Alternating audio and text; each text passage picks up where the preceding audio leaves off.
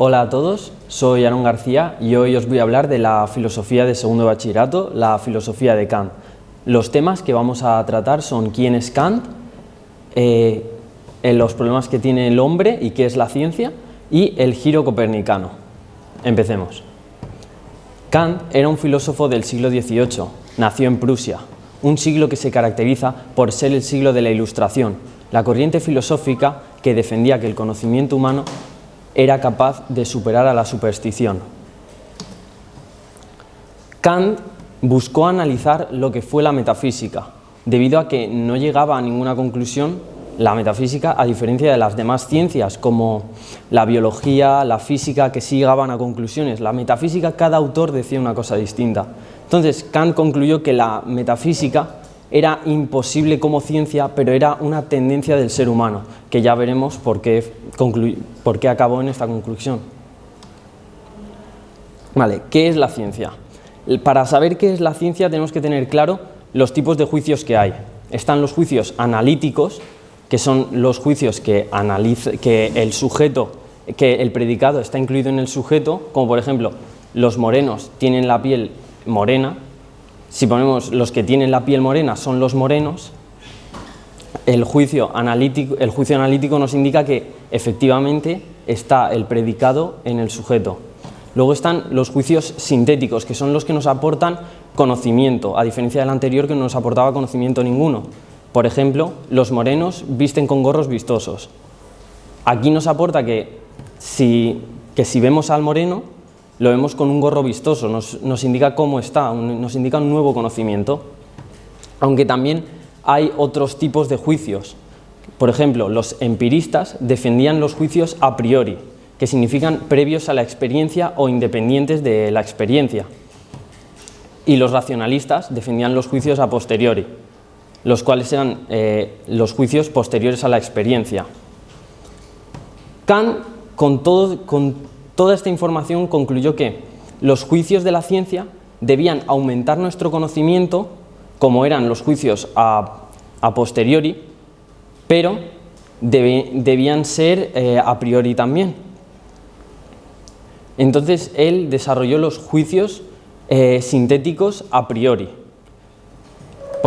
para que los juicios estuviesen probados empíricamente.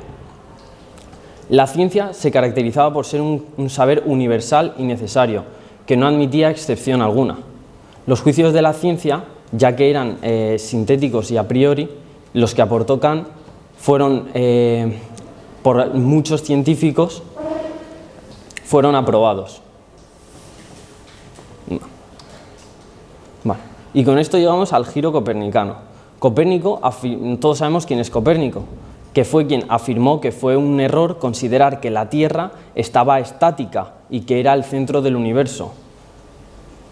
Antes de Kant, las personas creían en el realismo ingenuo, es decir, las cosas eran tal y como son.